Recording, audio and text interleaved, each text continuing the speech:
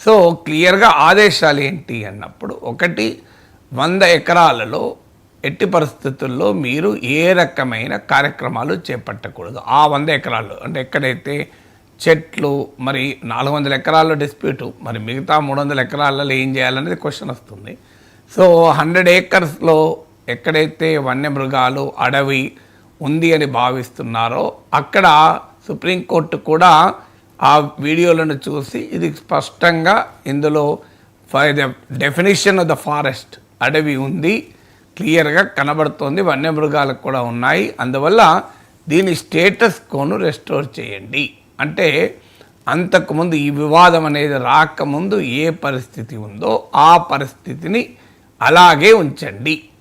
2, ఇక్కడ ఉన్న వన్యమృగాల పరిరక్షణకు వన్యమృగాల సంరక్షణ అధికారి, తెలంగాణ ప్రభుత్వ అధికారి ఏం చేస్తాడో చెప్పండి.